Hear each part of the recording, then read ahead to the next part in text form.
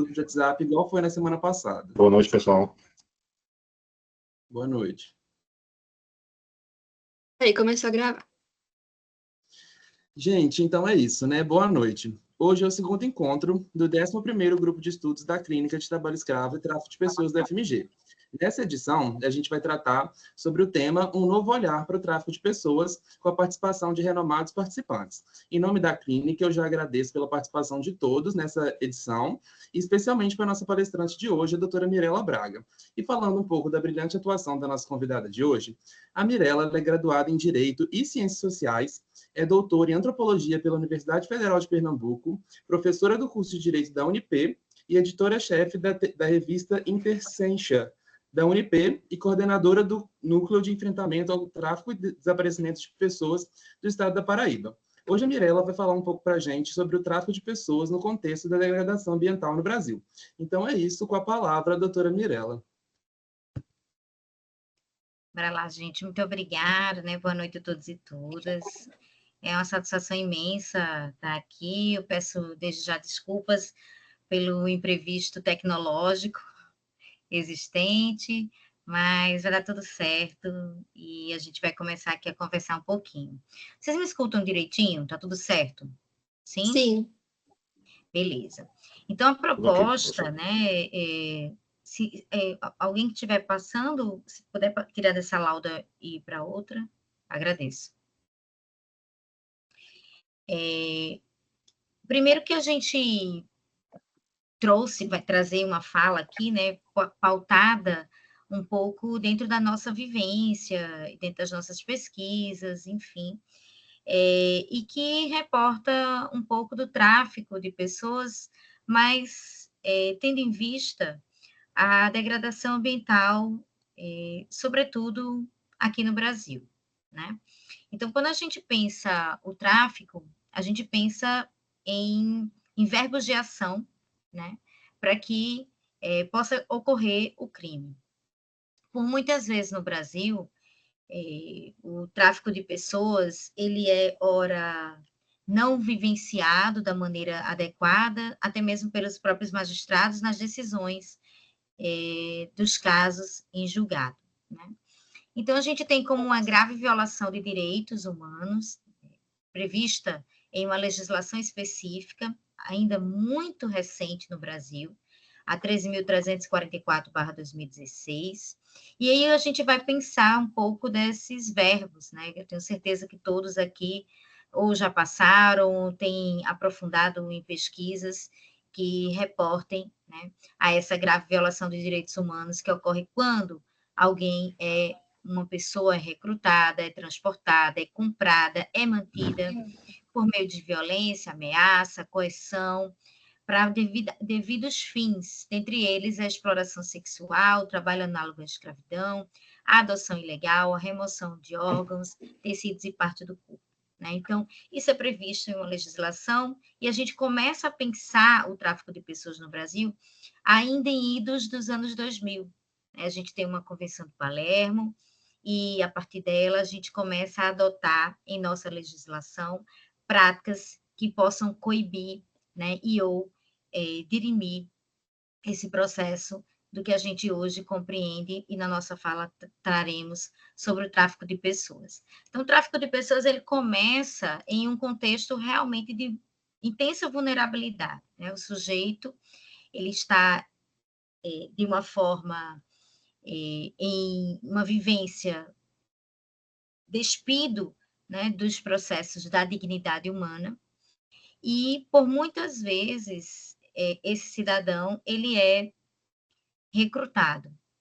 Mas, Mirela, só acontece dessa forma? Não. O tráfico de pessoas também pode estar no contexto da não vulnerabilidade. Né? De repente, o uso tecnológico, ele agudiza os processos também de aliciamento, né? Via aí a rede mundial de computadores. E no Brasil a gente está cada vez mais, né, trabalhando esse processo, tentando trazer à tona esses conceitos, né, e tentando fazer também essa visualização de reportar-se, sobretudo, ao uso da tecnologia também como mecanismo de envolver o tráfico de pessoas no Brasil. Pode passar.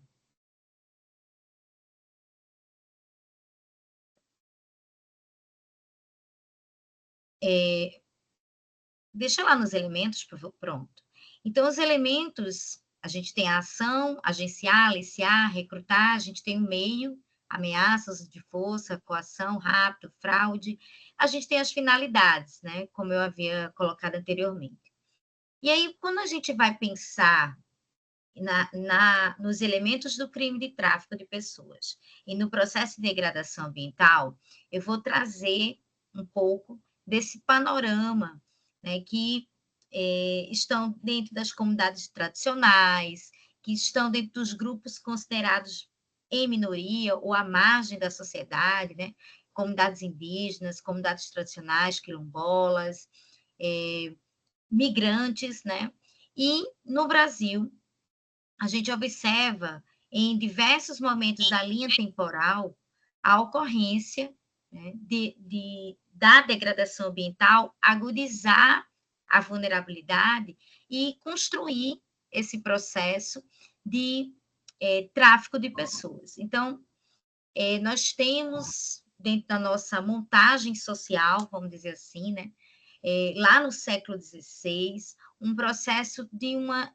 exclusão de grandes grupos, né? Por que eu vou falar assim de exclusão de grandes grupos? E o que isso tem a ver com o tráfico? Tudo, né? A gente vai fazer o caminho histórico social da nossa sociedade, né? Da montagem da sociedade brasileira.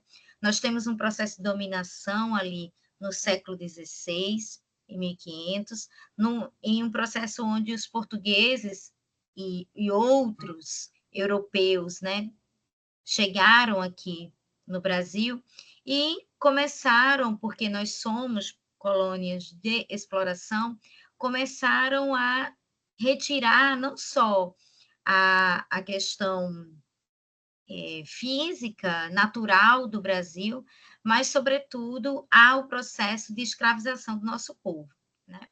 Inicialmente os indígenas e, posteriormente, como nós sabemos, os negros vindos de África, né? Em um processo de tráfico negreiro, etc., que a história nos ancora. Então, nesse interim, do século XVIII até o século XIX, nós desenhamos uma montagem de uma sociedade na base de uma exclusão muito agudizada. E em 1850, que eu tenho como ano-chave para que a gente possa desenhar toda essa articulação, nós temos a Lei de Terras, né? E essa Lei de Terras, Dom Pedro tinha uma intenção, né? Na verdade, eu diria duas intenções. Inicialmente, a intenção de embranquecer, higienizar a população, então ele traria uma distribuição de terras para os europeus, né, que chegassem aqui no Brasil, com a premissa de montagem de família, de ter uma terra para fugir ali de um processo de guerra e ou, né, algo que não estava ali adequado, digamos assim, para o europeu. Então, os italianos, os alemães chegaram aqui no Brasil no século XIX com essa dignidade da terra, né? E a terra não foi distribuída, obviamente, para quem era coisificado, ou seja, os escravos eles não tiveram direito ali naquele momento. E é natural, né, digamos assim, que essa lei ela se reporte a esse processo de compra e de aquisição de terras pelas mãos da nobreza, né? No caso, aqui na sociedade brasileira. Passado esse tempo, 1850, ocorre essa distribuição de terras para os europeus, com a intenção de Dom Pedro, como eu falei, para o processo de higienização, de embranquecimento da população. E a gente tem um lapso temporal de 1850 a 1888, que é o auge, digamos assim, de um processo em que a gente vai pensar o fim da escravidão com a feitura da Lei Áurea em 13 de maio de 1888, como nós sabemos e como os livros escolares nos contaram, né?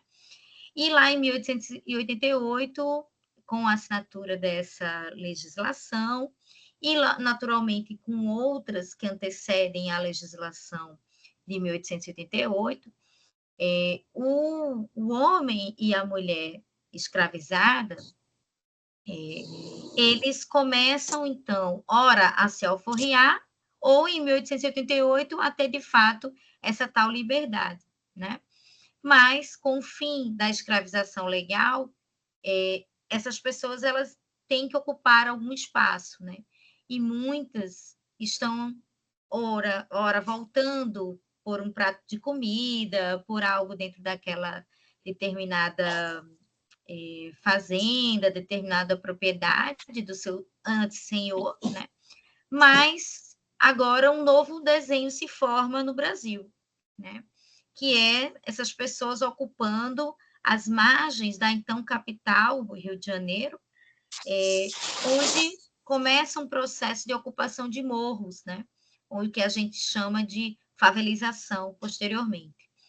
E essas pessoas são trabalhadores agora livres, mas que, de fato, não possuem as ferramentas adequadas para uma mão de obra, né? Para investir nessa mão de obra. Ou também não pode estar pensando na ocupação de terras de forma legítima, aspas. Visto esse processo, a gente vai começar a conseguir entender um pouco do que a gente discute hoje na degradação ambiental, com a feitura e com a execução de um processo de industrialização tardio, no século XIX no Brasil, mas que começa a espalhar-se rapidamente, sobretudo nos anos 50, já do século XX. Tá? Então, os anos 50 é o ano-chave no processo histórico da gente pensar elementos que começam a urbanizar essas cidades, né, de maneira não propositiva, mas de maneira normativa. Então, existem legislações no Brasil para todos os aspectos, né, e para todos os fins, mas a aplicabilidade dela em relação à sociedade, essa é a grande questão. E aí a gente começa a pensar a degradação ambiental não só agora, nos anos 2000, 2010, 2020, né? Mas a gente começa a pensar esse processo, né, desde a montagem da nossa sociedade, né? E, naturalmente, os grupos vulneráveis. Quem são esses grupos vulneráveis? Inicialmente, como eu falei, aqueles que foram explorados, posteriormente, né, é natural que aquele que não teve acesso à terra comece um processo de busca pela mesma, né? Então, a gente tem esse panorama e a gente começa, então, um processo intenso de urbanização no Brasil nos anos 50, como eu falei, né, pela ideia de industrializar, né, como de forma tardia, a gente vai buscar o uso e as questões elas vão se agudizar nesse momento, e a cidade ela também tem um papel, a cidade urbana, ela tem um papel muito intenso nesse processo, né? Não só os impactos a nível de assoreamento de rios, a nível de a grande poluição sonora, visual, a poluição dos mares, né? E também a grande forma de predar o meio ambiente pelo humano, né? E aí a gente vai criando, na década de 80, legislações específicas que vão cuidar de uma política nacional, que vai pensar ali a proteção ao meio ambiente. A gente vai agora, de certa forma, trazer a legislação para criminalizar aquele e aquela que agrida ao meio ambiente, seja ele um bem de uso coletivo, né? Entendendo ele como um bem de uso coletivo, e a gente vai aplicar a conjuntura de mudanças ambientais dentro dessa cidade urbana e também da cidade rural, né? Um momento em que as unidades, né, de conservação e as disposições mesmo do nosso desenvolvimento, dos direitos do saneamento, do direito à alimentação, do direito a moradia, né? Que é algo que a gente começa a discutir, como eu falei, desde o momento onde a gente pensa a lei de terras, em 1850. Então, o direito de morar, ele vai sendo discutido, mas como não há, ou como não é interesse, muitas vezes, dos nossos gestores, de promover o morar para todos, né? Porque o morar não é só a habitação, o morar é o direito à cidade, a usufruir dessa cidade de maneira plena, a gente não consegue fazer com que todos os grupos existentes na nossa sociedade, eles tenham o devido direito, a devida dignidade humana. E por esse aspecto, esses grupos, ora, à margem da nossa sociedade, né, ele consegue estar dentro da sua fragilidade como uma presa muito mais fácil, ou aquelas pessoas que estão dentro de uma discussão na sociedade em um processo agudizado de vulnerabilidade. E isso leva, né, naturalmente, aspas para esse naturalmente, a um processo de ser um potencial ali a, a ser aliciado, a ser recrutado, a ser transportado, a ser transferido, a ser comprado, a ser alojado, a ser agenciado dentro do crime de tráfico de pessoas. Então, eu precisaria inicialmente falar sobre esse aspecto para vocês, para a gente poder entender o desenho da nossa sociedade, para a gente também entender, a partir desse desenho da sociedade, a forma como, de uma maneira muito concreta e de uma maneira muito absoluta, a gente tem esse crime, né? Que é, na verdade, muitas vezes, alvo de discussão em grupos de estudo como esse, e eu acho muito válido o que a gente está conversando aqui na noite de hoje. Então, veja, de uma forma a pensar a legislação e a pensar essa legislação a partir de ter um crime como o tráfico de pessoas e ter um crime como a degradação ambiental, né, aquela que é provocada, né, a gente tem diversos casos no Brasil para pensarmos, né, esse processo. A gente tem um caso aqui, por exemplo, no estado da Paraíba, de uma forma muito recente, né, em junho de 2024, houve a deflagração de uma fiscalização em uma pedreira aqui no município chamado Taperoá. E nessa pedreira foram encontrados em uma situação análoga à escravidão cerca de 74 pessoas. Das 74 pessoas, apenas uma era munícipe de Taperoá e uma outra era um adolescente de 17 anos. O que eu quero trazer com esse caso, gente?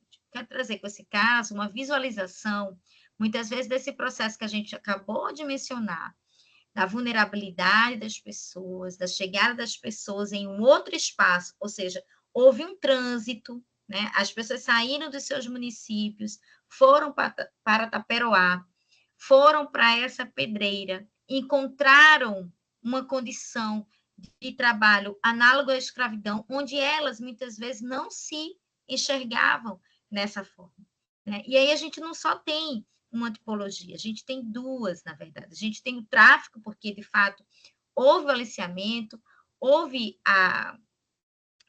recrutou essas pessoas chegarem em um outro território, houve o trânsito, porque é bom que a gente sempre coloque no nosso pensamento e nas nossas falas que o crime de tráfico de pessoas ele pode acontecer de cidade para cidade, estado para estado, né? Basta ocorrer o processo de um trajeto distinto em que há, naturalmente, essa chegada em outro território através de recrutar, de aliciar, de agenciar, de transportar, de transferir.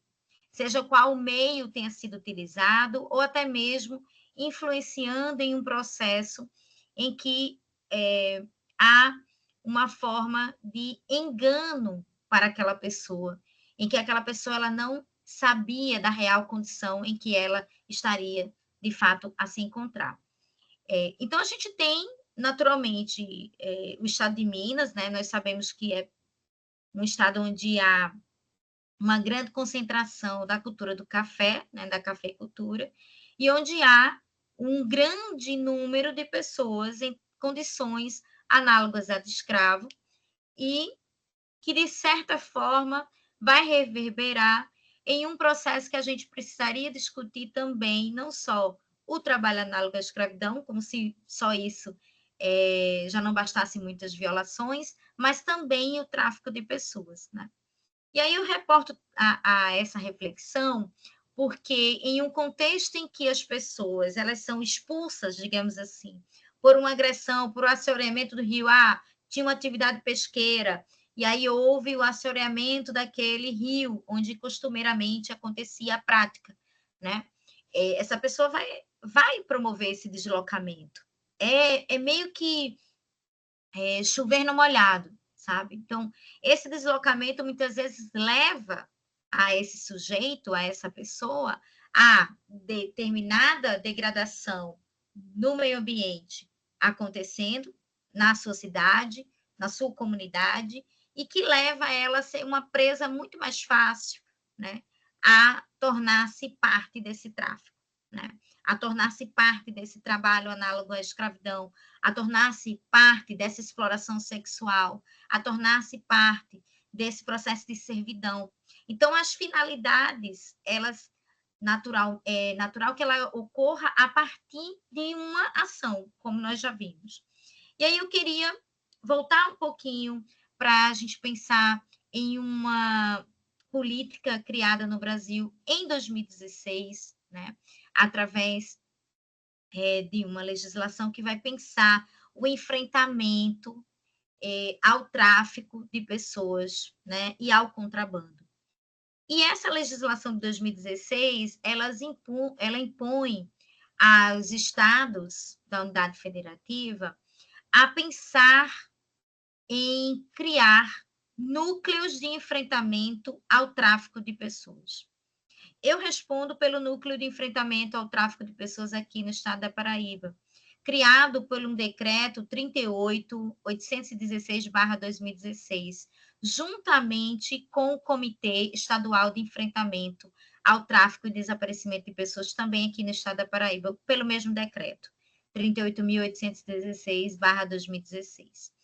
E nessa feitura, o que a política nacional, a gente pensa esse processo, o que vai nos trazer, né? O que vai elucidar? Esse decreto que cria a competência do núcleo de enfrentamento ao tráfico, ele vai nos permitir articular uma rede de atenção às vítimas do tráfico de pessoas, né? Vai nos capacitar a envolver mais e mais instituições, as universidades, as autarquias, né, na busca de enfrentar esse processo de tráfico de pessoas. Então, quanto mais informações a gente leva, quanto mais a gente estuda, quanto mais a gente capacita o investimento do Estado para que o gestor aplique de maneira adequada a política pública, a gente nomeando, a gente mapeando essas unidades, a gente mapeando esses lugares, esse processo, por exemplo, da gente pensar onde em nosso estado são municípios que potencializam ou que são potencializados, melhor dizendo, dentro do processo de degradação ambiental. Onde é que é o contexto da degradação ambiental no Brasil? A gente precisa falar sobre, porque é a partir do momento em que eu começo a investir a política pública de maneira estratégica, de maneira adequada, de maneira que possa estabelecer uma variedade em que as atividades que as pessoas estão ali, seja um garimpo, seja cafeicultura, seja uma pedreira, elas estejam fiscalizadas com a necessidade de que o Estado ele observe a forma em que há essa empregabilidade, né? Em que há o uso dessa mão de obra. O que a gente não imagina é que no Brasil, atualmente, nós possuímos as legislações que ancoram esse enfrentamento, que tipificam o tráfico de pessoas, que tipificam o trabalho análogo ao de escravo, né, e todas as finalidades que ocorrem ao tráfico de pessoas, mas que mesmo assim, mesmo a gente tendo a lista suja, né, que está aí sendo sempre renovada com mais e mais pessoas físicas e jurídicas, né, vale salientar. Mesmo assim, nós temos ainda um grande trânsito em que as pessoas se encontram no tráfico de pessoas e, sobretudo, na condição de trabalho análogo ao de escravo e ou servidão, né?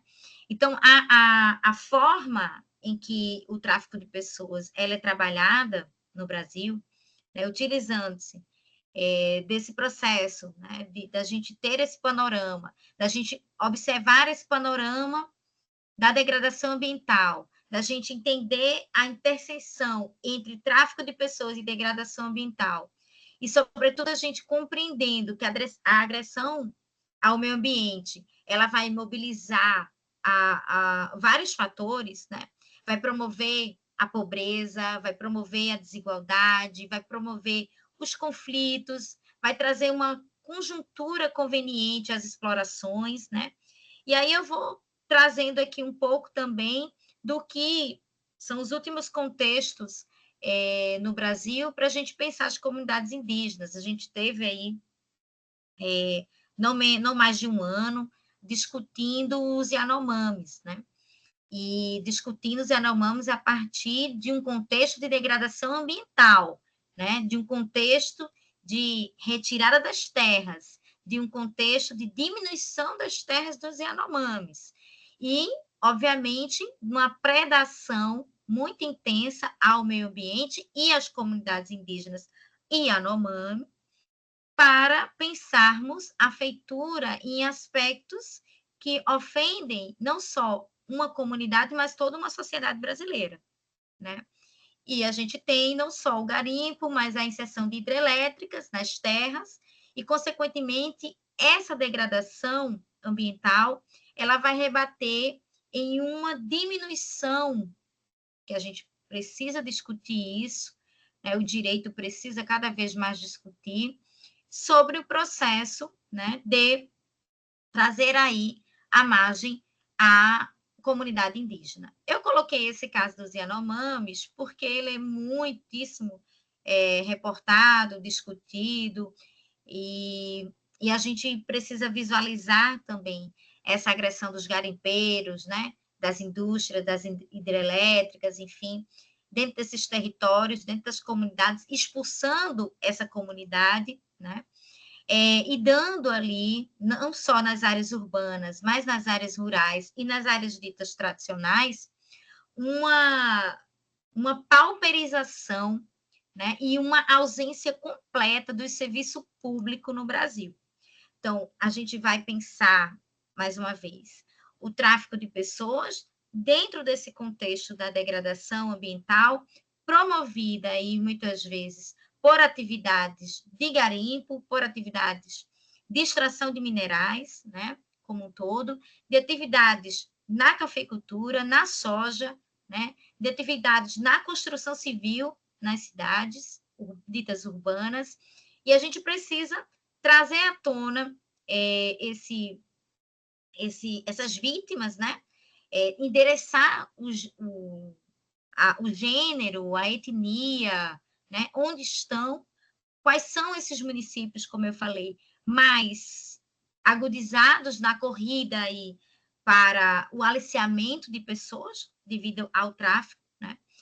Quais são, de fato, essas populações pobres existentes em nosso país e o que é que o Estado e, consequentemente, o Ministério Público do Trabalho, os auditores fiscais, as pesquisas universitárias, os núcleos de enfrentamento, eles podem, de maneira coletiva e conjunta, trazer aí essa discussão cada vez mais à tona, implementando e capacitando, sobretudo, as pessoas que estão nas ditas pontas da nossa sociedade que estão ali trabalhando, ora direto, ora indiretamente, com essas potenciais vítimas, né?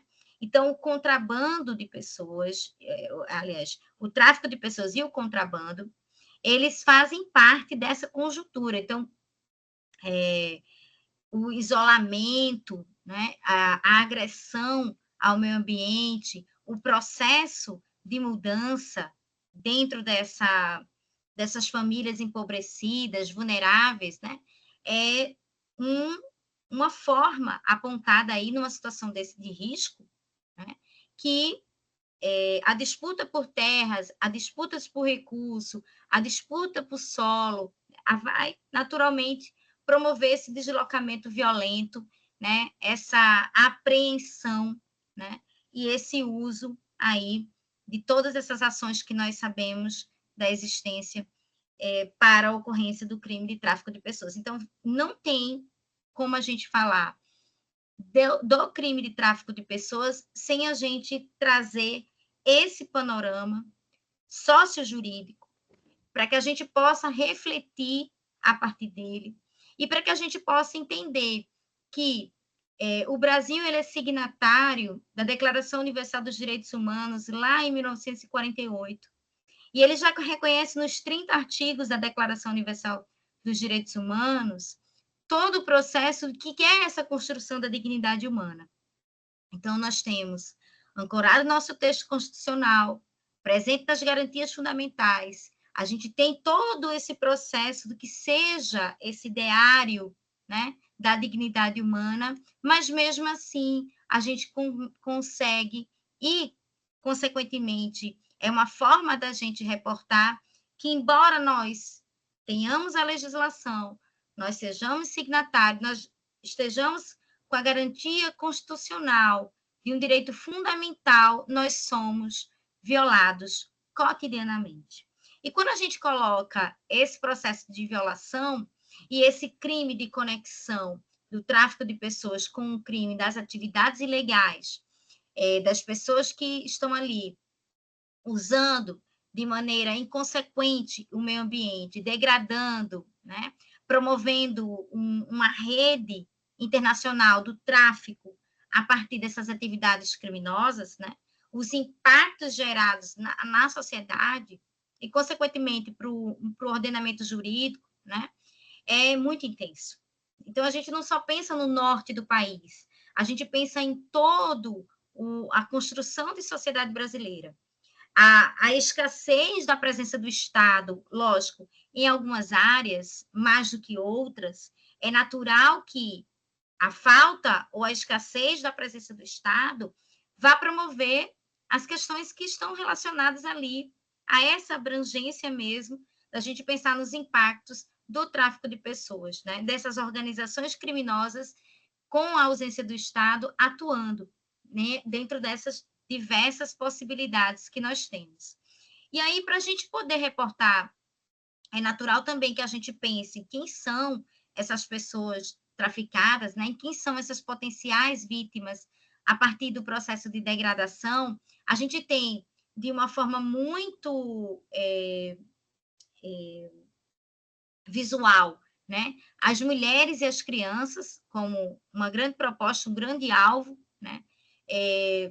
Verificando aí nas mulheres e nas crianças as possíveis vítimas, né? Seja recrutada e ou traficada por meio da coerção, enfim, e que há uma dificuldade nesse contexto de degradação ambiental nas diversas partes do nosso país, né? Para que esse risco, tanto das mulheres como das crianças, ele tenha essa forma mais violenta mesmo. Por quê? Porque as crianças elas são alvo de falta de assistência médica, falta de acesso à educação, falta dos meios de subsistência, e as famílias extremamente empobrecidas, ora, fazem esse processo de dar àquela criança, dar àquele adolescente né? E dar no sentido do processo da gente entender a adoção ilegal, né? Como uma finalidade aí para o tráfico de pessoas. Então, esse empobrecimento, a gente precisa conversar sobre ele. A gente precisa ter esse olhar do Estado para que, nesse contexto da degradação ambiental, e aí foi muito importante socializar com vocês a cartilha da OIM, né, que é uma cartilha de 2024, ela é muito recente, ela é bem ilustrativa, ela traz todos esses pontos que eu estou discutindo aqui com vocês, traz as legislações, traz o que seja degradação ambiental, né? E a gente precisa tentar fazer nosso olhar, trazer o nosso olhar sobre esse aspecto, né?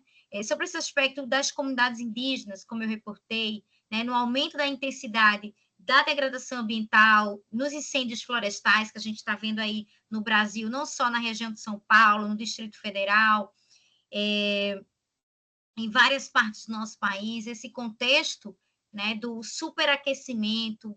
Então, isso faz com que, gente, a preservação das culturas, das tradições, elas tenham esse deslocamento, né?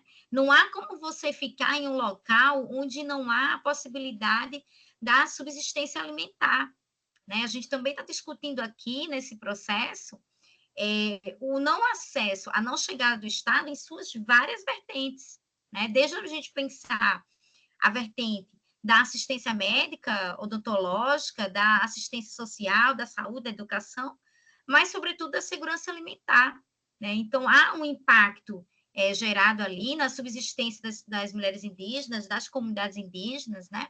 Para que possa, de fato, a partir dessas atividades, seja no garimpo ilegal, na terra indígena, ou seja, na construção de hidrelétricas também, traz um contexto de degradação ambiental violento, né? Elas sejam alvo e potencial finalidade para a exploração e as violências geradas, né, a partir dessa degradação ambiental. E aí eu também queria conversar com vocês, ainda dentro desse contexto, né, desse processo da ação do meio e da finalidade do tráfico de pessoas, para fazer com que a gente reflita um pouco sobre esses traficantes, né? Então, eles são pessoas que se aproveitam da vulnerabilidade dos trabalhadores, prometem empregos de uma remuneração que, de fato, é uma grande ilusão. Acaba que essas pessoas, que as vítimas, elas são submetidas à condição de exploração profundamente desumana e degradante, né? Como nós podemos compreender. E diversos aspectos são gerados que esses trabalhadores que estão submetidos nesse ambiente de trabalho, eles não conseguem, muitas vezes, tipo um ciclo, né? Vamos fazer essa colocação. É um ciclo em que, se você não combate o empobrecimento, é natural que esse ciclo ele não feche, né? Ele esteja sempre em aberto. E esse ciclo aberto, os números que a gente consegue conciliar de 2023 para 2024, as deflagrações das fiscalizações, e que saltam aos nossos olhos, né? Seja no sudeste do país, no norte do país, aqui no nordeste, enfim, elas vão potencializar aí o trabalho análogo à escravidão, né? Que é uma das finalidades, como eu coloquei, ao tráfico de pessoas. Mas a gente também pode entender que a adoção ilegal, que gera o trabalho doméstico, muitas vezes, ela também, dentro dessa finalidade do tráfico de pessoas, ela é potencializada a partir do momento em que eu tenho um contexto de vulnerabilidade agudizada, onde eu tenho um contexto de degradação ambiental. E aí a gente pode trazer, e isso tem na leitura que vocês possam reportar, e em casos que certamente vocês também já escutaram, a gente tem casos no Brasil, né? Eu falei do caso de Itaperoá aqui na Paraíba, da Pedreira, mas a gente tem o caso conhecidíssimo da Fazenda Brasil Verde, né? Que na década de 90 ali, no sul do estado do Pará, era uma grande produtora, trabalhava com a pecuária, né? Através do gado, né? E tinham pessoas que trabalhavam em condições degradantes, né? Por que esse caso é importante? Por que quando a gente fala em degradação ao meio ambiente, por que quando a gente fala em trabalho análogo à escravidão ou contemporânea, né, o trabalho escravo contemporâneo, por que a gente tem que sempre reportar o caso Fazenda Brasil Verde? Porque ele foi um caso julgado pela Corte Interamericana dos Direitos Humanos, né?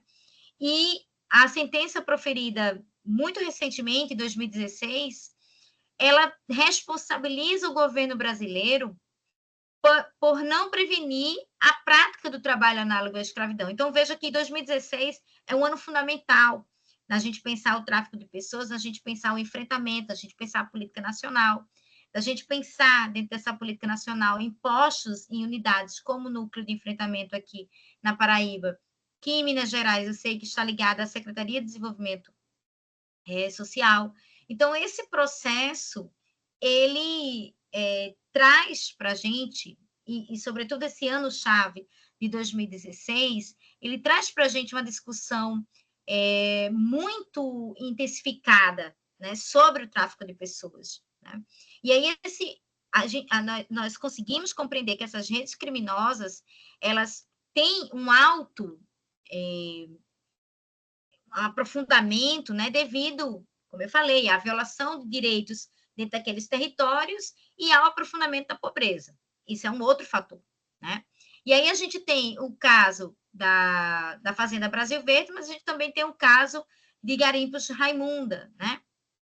Que é uma família, né, que nos anos de 2018 a 2020 recebe no garimpo de Raimundo Oliveira Nunes, estrategicamente, fiscalização móvel do Ministério do Trabalho, resgata diversas pessoas da condição análoga à de escravo, né? E é um outro caso interessante para a gente se debruçar, porque há não só o endividamento das pessoas, a retenção dos seus salários, a condição degradante, né? A contaminação da água que bebia, do alimento que comia, enfim, das jornadas exaustivas. Então, tinha a exploração predatória de recursos naturais, né? Havia uma atividade ali de extração. E aí a gente consegue compreender que esse elemento ele não consegue mais se dissociar dos nossos olhares quando a gente vai pensar o tráfico de pessoas no Brasil. Né? A gente não consegue compreender, ou talvez não devamos compreender, né? A exploração sexual, a adoção ilegal, a servidão, o trabalho análogo, enfim, fora desse contexto da degradação ambiental. Né? Porque, ao passo em que os recursos naturais eles sejam limitados para as pessoas, é natural que esses espaços eles não sejam espaços de segurança mais. Né?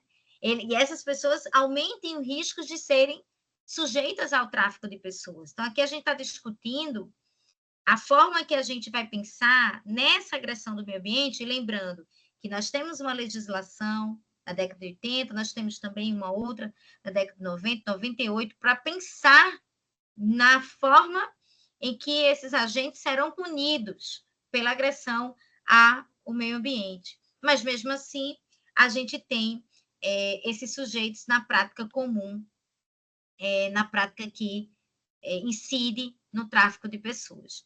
Então, para que a gente possa compreender essa degradação ambiental nesses grupos, né, em outros tantos que passam pelo processo de estar à margem da nossa sociedade, né, o que, de fato, os relatórios que são gerados, os relatórios nacionais que são gerados sobre o tráfico de pessoas ao longo dos anos, né, a abertura de inquéritos, né, da Polícia Federal, enfim, né, para que a gente possa observar e identificar esses casos, né, chegar mais junto, desencorajar esses traficantes a continuar nesse ciclo de predação, né? Como é que a gente pode trazer, enquanto Estado, mecanismos de enfrentamento, né? para além das fiscalizações em si, né? A gente precisaria criar políticas públicas para que todo esse processo, todo esse crime organizado, né? Toda essa degradação ambiental, que existe uma orquestra em cima dela, né? Todas essas degradações ao meio ambiente que faz com que as famílias não consigam ter a sua própria subsistência, né? E em decorrência delas, a gente tem a predação mais fácil dessas pessoas, né? O consenso de chegar a uma servidão, a um trabalho análogo, a uma adoção ilegal, uma exploração, enfim, é muito mais factível, né? Então, a gente precisa tentar trazer esse Estado para uma presença, né? A legislação ela já existe, a normativa ela já é existente. O que a gente precisa é de proposições, né? A gente precisa dessa construção de medidas de prevenção, de medidas que importem em uma assistência muito maior a essas pessoas vulneráveis, né? Assistência à vítima, não só pensar assistência à vítima do tráfico, mas o antes mesmo a chegar a ser uma pessoa traficada, né? A gente precisa humanizar mais os nossos territórios, no sentido de abastecê-los de escolas, abastecê-los do lazer para as pessoas, do trabalho para as pessoas, né? Da necessidade desse trabalho na qualificação profissional. Então, a gente precisa investir na base do Estado, na estrutura do Estado, né? Não tem como a gente pensar o tráfico de pessoas sem a gente pensar aí esse processo e esse contexto de trazer à tona. Não sei quem está passando, mas pode trazer essa outra página, por gentileza, que é justamente a campanha, de criar campanhas, né, como a gente tem no mês de julho, a campanha Coração Azul, né, que traz um momento reflexivo, não que esse momento seja o único, né? A gente precisa cotidianamente trazer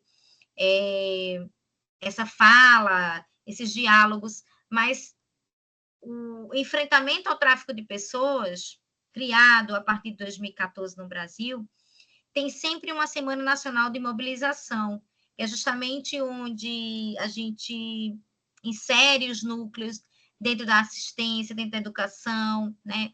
Vai pensar nas articulações com a Polícia Federal, com a Polícia Rodoviária, com o Ministério Público do Trabalho, enfim, em todo esse processo para entender a feitura, né, do enfrentamento do tráfico de pessoas nessa semana. E esse ano, em 30 de julho desse ano, 2024, nós tivemos o lançamento do 4º Plano Nacional de Enfrentamento ao Tráfico de Pessoas e ao Contrabando, né?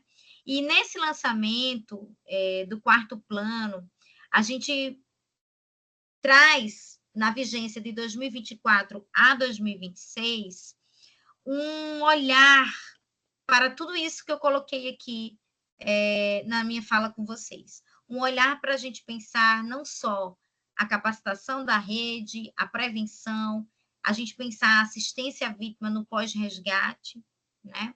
A gente pensar em mecanismos de trazer esse Estado mais presente. Então, a política nacional ela vai pensar nos postos de atendimento às vítimas, né? Estão ali em todo o Brasil, né? E vai trazendo, a partir dessa construção do Plano Nacional, a obrigatoriedade em todos os estados do Brasil, da unidade federativa, a trazer ações, notificar instituições, empresas que façam práticas de trabalho análogo ao de escravo, né? E de fazer esse enfrentamento coletivo, conjunto, com as instituições, com a sociedade civil, né? Com as organizações não governamentais, que são inúmeras, que trabalham. Uma muitíssimo importante a nível Brasil é chamada Um Grito pela Vida, né? Então, a Um Grito pela Vida ela já trabalha dentro da ideia da capacitação, da rede, e chegar junto a essa a discussão sobre o tráfico de pessoas. Então, é chamar todos esses atores, o Plano Nacional lá em 30 de julho de 2024, recém-lançado, ele promove essa ideia, né, de trazer essa discussão, e a gente tem não só o mês de julho, como eu estou colocando, né, mas todo o ano a gente precisa trazer esses eixos estratégicos, né, para o combate ao tráfico de pessoas, para a gente pensar nessa violação de direitos humanos, que nessa atividade criminosa que é lucrativa, né, no Brasil, e para a gente pensar como disponibilizar recursos através das políticas públicas, das políticas sociais, obviamente, que possam estabelecer, de fato, ações prioritárias, atividades prioritárias nesses territórios, seja observando a partir da lente da degradação ambiental, seja a partir de uma outra vertente, mas que possam fazer com que essas pessoas que são potenciais vítimas, que geralmente estão entre os 18 aos 59 anos, né? Isso aí a gente tem dados, né? Do Ministério da Justiça e Segurança Pública, de agências, né? Que reportam a esse enfrentamento, né? E as consequências, quem são, de fato, essas vítimas que podem depois ali estar na mais frágil forma, né? Na sua exclusão social completa, né? Em todo o processo de violação que vocês imaginarem dentro de casos, né, de tráfico de pessoas, seja em pedreira, seja na cafeicultura, seja na construção civil, seja para fins de exploração sexual, enfim, seja para o trabalho doméstico, a partir da adoção ilegal, ou seja para qualquer uma outra forma, né? Então, eu tenho para mim que a minha conversa com vocês hoje seria pautada nesses aspectos, né? Eu fico à disposição para ouvi-los, né? Entendendo sempre que o meu papel, não só enquanto professora, né? Enquanto coordenadora de um núcleo de enfrentamento aqui na Paraíba, mas é sobretudo para que a gente possa pensar de uma forma muito expressiva sobre esse processo formador no Brasil do tráfico, né, de pessoas, e sobre a maneira que esse ciclo, ele, ao aliciar, ao recrutar, ao transportar, ao transferir, né, está lá contido lá no 149 A do nosso Código Penal, ele potencializa naturalmente ao crime do tráfico de pessoas para que a gente visualize estrategicamente formas de combatê-lo, né? Mas formas de combatê-lo com segurança e de promover, não só em um Dia Nacional de Enfrentamento ao Tráfico de Pessoas, que é o 30 de julho, mas em todos os dias que a gente possa denunciar, se for a nível nacional, Disque 100, né? Que é o Disque Direitos Humanos.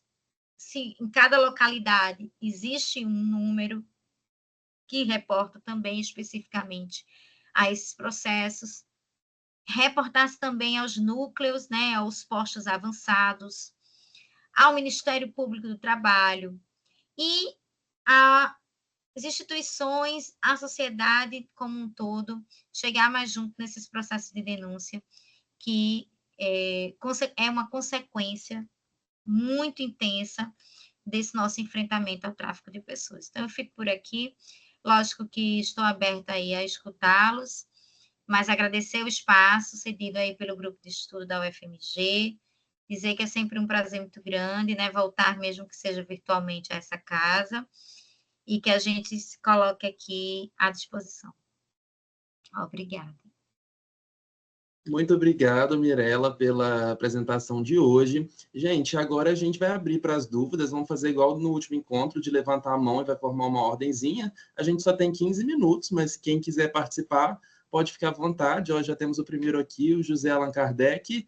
José, pode fazer sua pergunta. Bom dia, pessoal. Bom dia, professora Mirela. Eu sou o professor Allan Kardec, aqui da Bahia, da Universidade do Estado da Bahia. Estive lá no Congresso em Minas, vi sua palestra e o nosso foco aqui é o trabalho análogo ao escravo. E eu estou iniciando na pesquisa, eu estou com a coordenação da clínica aqui na universidade, então também iniciando, implantando, a senhora contou também que está nessa luta. E eu fiquei interessado nessa conjugação, né, que tem, que às vezes essa questão ambiental, um crime maior absorve um crime menor, né? Então, assim, quem pratica, quem pratica um crime ambiental não vai estar muito preocupado se tá traficando pessoas ou se está promovendo trabalho análogo ao escravo. Mas eu tinha uma pergunta, assim, não sei, na sua vivência, que eu já tenho me indagado. Vi nas tratativas de que a apuração desse tipo de delito, ela está mais direcionada à questão da Polícia Federal, no âmbito federal. Na sua pesquisa, na sua vivência,